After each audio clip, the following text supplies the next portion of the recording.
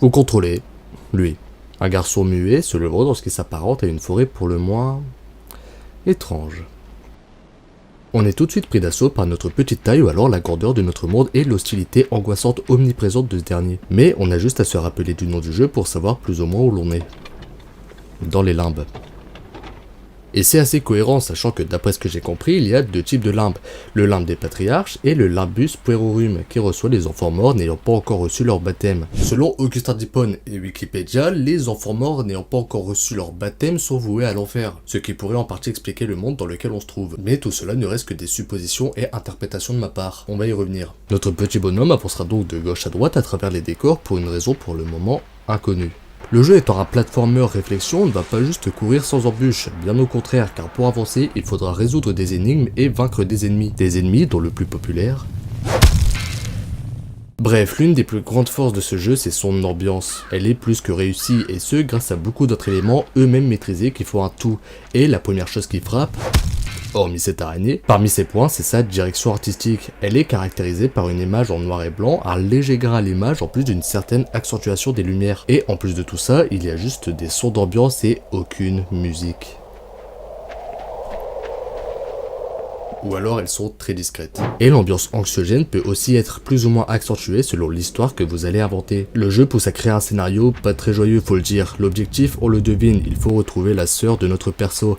Mais pour le reste, on est dans le flou et c'est à nous d'imaginer la diégèse entre autres. Alors chacun y va de sa théorie, certains sont plus connus car aussi plus sensés. Une célèbre hypothèse dit qu'on serait dans les limbes pour enfants, la preuve étant qu'on ne croisera jamais d'adultes, et notre perso mort jeune traversera le monde et ses peurs à travers une araignée, des scies, des pièges à loups ou encore des insectes, et tout ça en passant par une forêt, une ville, une usine qui n'a pas l'air d'apprécier les lois gravitationnelles, mais ceci est théorisé en disant que notre perso reçoit des chocs mécaniques, qui à la fin le fait traverser le pare-brise, tout ça pour retrouver sa sœur, elle aussi dans l'au-delà. Bref, apparemment beaucoup de jeux auraient été enlevés pour garder que le meilleur, il faut dire que ça se ressent.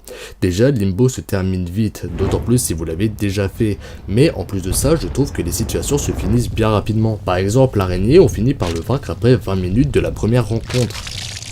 Donc le rythme peut être rapide, mais on ne s'ennuie et ne se lasse pas. La durée reste bien gérée, car un jeu comme celui-ci peut, s'il tire sur la longueur, vite nous ennuyer. Mais là, ce n'est pas le cas. Pas du tout. C'est ce genre de jeu que je me refais d'une traite de temps en temps, comme Mirror's Edge, Deadlight et même sa suite spirituelle nommée Inside.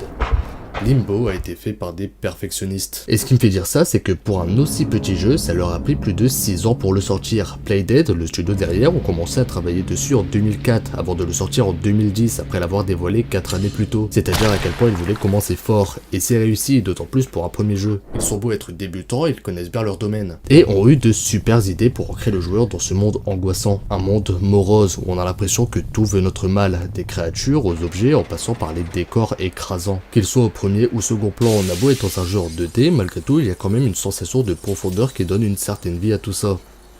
Enfin vie, plus ou moins quoi. Un monde qui sera donc semé d'embûches et surtout des énigmes qu'il va falloir résoudre. Très facile à comprendre, aux limites il n'y a pas besoin de réfléchir, mais juste de bien exécuter les manipulations, surtout quand ces bestioles vous bouffent le crâne et vous obligent à avancer dans une unique direction. Mais j'avoue avoir pris un certain temps pour quelques passages assez bien pensés, surtout au moment où il fallait jouer avec la gravité. Et ces passages ont parfois, je trouve, coupé un peu le rythme du jeu, surtout quand il s'agissait de faire un certain nombre d'allers-retours en poussant des caisses, mais fort heureusement ces moments sont rares, et de toute façon se résout souvent en max 20 minutes. Sauf si vous êtes con. Désolé si vous bloquez. Après, il n'y a pas que des énigmes ou des moments avec des ennemis qui veulent votre mal, mais il arrive que juste pendant quelques minutes vous marchez et juste admirez l'ambiance lugubre du jeu. Et c'est sur son ambiance qu'on va se quitter. 5 mois sans rien sortir pour revenir avec une vidéo de plus ou moins 5 minutes. J'en branle pas une. Si vous avez regardé jusqu'ici, je vous remercie et je vous dis à la prochaine ou adieu.